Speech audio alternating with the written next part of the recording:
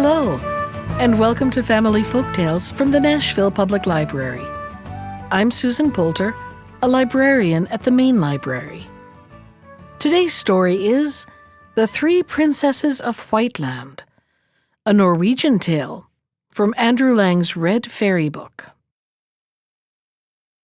There was once upon a time a fisherman who lived hard by a palace and fished for the king's table. One day he was out fishing, but caught nothing at all. Let him do what he might with his rod and line, there was never even so much as a sprat on his hook. But when the day was well nigh over, a head rose up out of the water and said, "If you will give me what your wife shows you when you go home, you shall catch fish enough." So the man said yes in a moment. And then he caught fish in plenty. But when he got home at night, and his wife showed him a baby which had just been born, and fell a-weeping and wailing when he told her of the promise which he had given, he was very unhappy. All this was soon told to the king up at the palace, and when he heard what sorrow the woman was in, and the reason of it, he said that he himself would take the child and see if he could not save it. The baby was a boy, and the king took him at once and brought him up as his own son until the lad grew up.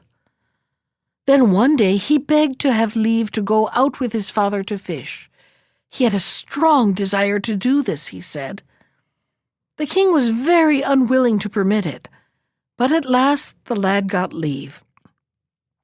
He stayed with his father, and all went prosperously and well with them the whole day, until they came back to land in the evening. Then the lad found that he had lost his pocket-handkerchief, and would go out in the boat after it. But no sooner had he got into the boat than it began to move off with him so quickly that the water foamed all round about. And all that the lad did to keep the boat back with the oars was done to no purpose, for it went on and on the whole night through, and at last he came to a white strand that lay far, far away. There he landed, and when he had walked on for some distance, he met an old man with a long white beard. "What is the name of this country?" said the youth. "Whiteland," answered the man. And then he begged the youth to tell him whence he came, and what he was going to do, and the youth did so. "Well then," said the man, "if you walk on farther along the seashore here, you will come to three princesses who are standing in the earth so that their heads alone are out of it. Then the first of them will call you, she is the eldest, and will beg you very prettily to come and help her. And the second will do the same, but you must not go near either of them. Hurry past, as if you neither saw nor heard them. But you shall go to the third and do what she bids you. It will bring you good fortune." When the youth came to the first princess, she called to him and begged him to come to her very prettily, but he walked on as if he did not even see her. And he passed by the second in the same way, but he went up to the third. "If thou wilt do what I tell thee, thou shalt choose among us three," said the princess. So the lad said that he was most willing, and she told him that 3 trolls had planted them all 3 there in the earth, but that formerly they had dwelt in the castle which he could see at some distance in the wood. "Now," said she, "thou shalt go into the castle, and let the trolls beat thee one night for each of us. And if thou canst but endure that, thou wilt set us free." "Yes," answered the lad, "I will certainly try to do so." "When thou goest in," continued the princess, 2 lions will stand by the doorway, but if thou only goest straight between them, they will do you no harm. Go straight forward into a small dark chamber. There thou shalt lie down. Then the troll will come and beat thee, but thou shalt take the flask which is hanging on the wall, and anoint thyself wheresoever he has wounded thee. After which thou shalt be as well as before. Then lay hold of the sword which is hanging by the side of the flask, and smite the troll dead." So he did what the princess had told him. He walked straight in between the lions, just as if he did not see them, and then into the small chamber, and lay down on the bed. The first night a troll came with 3 heads and 3 rods, and beat the lad most unmercifully. But he held out until the troll was done with him, and then he took the flask and rubbed himself. Having done this, he grasped the sword and smote the troll dead. In the morning, when he went to the seashore, the princesses were out of the earth as far as their waists. The next night, everything happened in the same way, but the troll who came then had 6 heads and 6 rods, and he beat him much more severely than the first had done. But when the lad went out of doors next morning, the princesses were out of the earth as far as their knees. On the 3rd night a troll came who had 9 heads and 9 rods, and he struck the lad and flogged him so long that at last he swooned away. So the troll took him up and flung him against the wall, and this made the flask of ointment fall down, and it splashed all over him, and he became as strong as ever again. Then, without loss of time, he grasped the sword and struck the troll dead, and in the morning when he went out of the castle, the princesses were standing there entirely out of the earth. So he took the youngest for his queen, and lived with her very happily for a long time. At last, however, he took a fancy to go home for a short time to see his parents.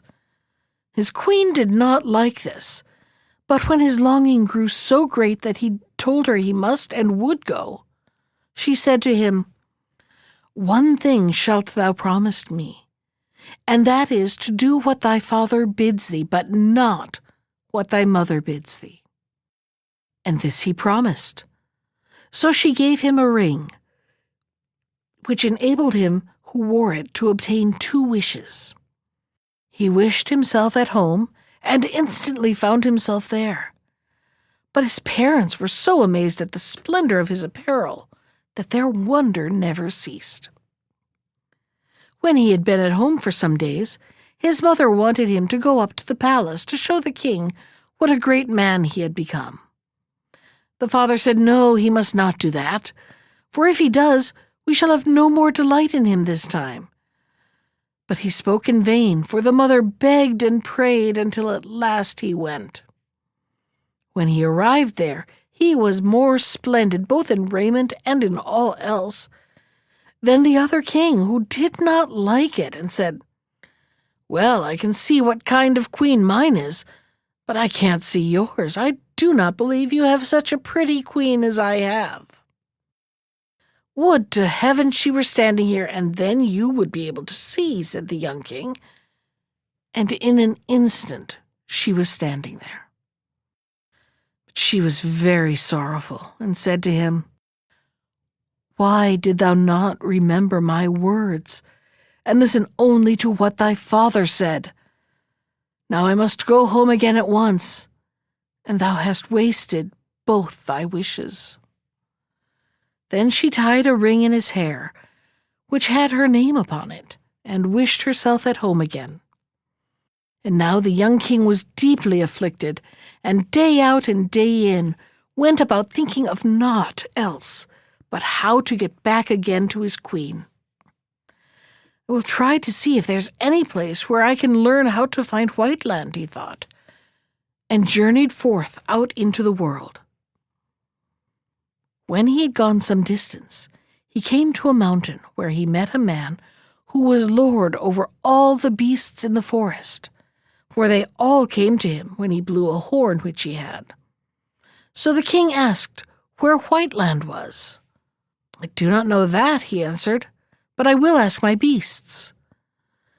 Then he blew his horn and inquired whether any of them knew where Whiteland lay. But there was not one who knew that. So the man gave him a pair of snowshoes.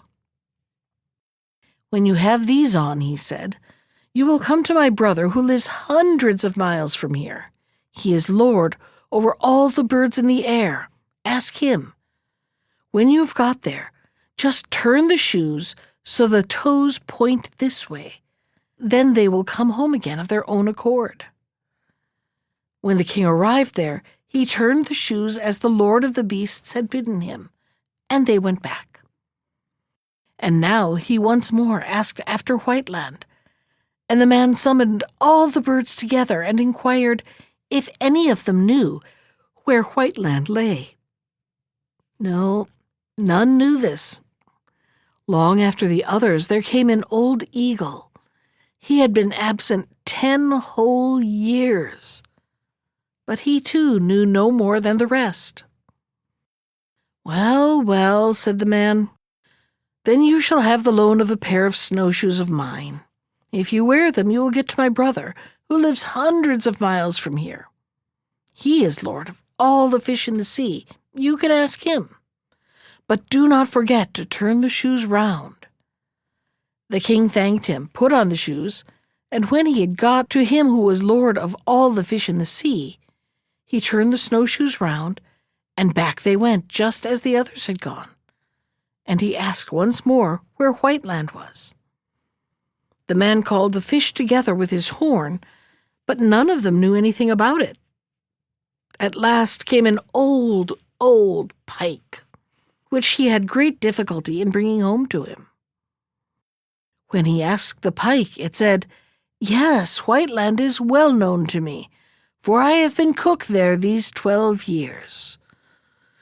Tomorrow morning I have to go back there, for now the queen, whose king is staying away, is to marry someone else."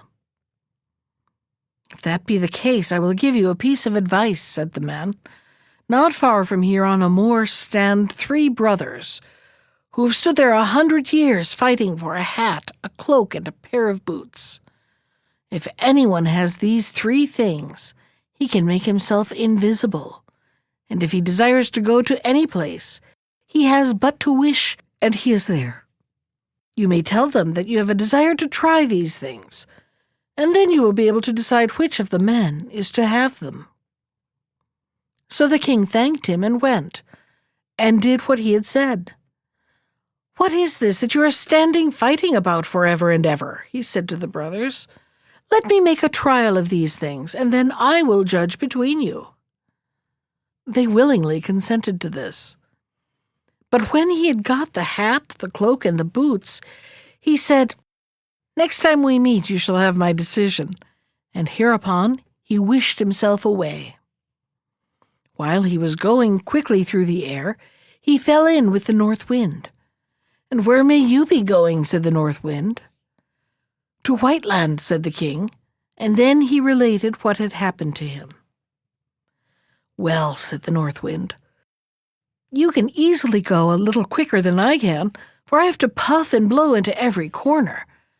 But when you get there, place yourself on the stairs by the side of the door, and then I will come blustering in, as if I wanted to blow down the whole castle. And when the prince who is to have your queen comes out to see what is astir, just take him by the throat and fling him out, and then I will try to carry him away from court." As the north wind had said, so did the king. He stood on the stairs, and when the north wind came howling and roaring and caught the roof and walls of the castle till they shook again, the prince went out to see what was the matter. But as soon as he came, the king took him by the neck and flung him out, and then the north wind laid hold of him and carried him off. And when he was rid of him, the king went into the castle. At first, the queen did not know him, because he had grown so thin and pale from having traveled so long and so sorrowfully. But when she saw her ring, she was heartily glad, And then the rightful wedding was held, and held in such a way that it was talked about far and wide. That was The Three Princesses of Whiteland from Andrew Lang's Red Fairy Book. Special thanks to Ginger Sands for our theme music. You can find more of Ginger's music at iTunes or on her website at www.gingersands.com.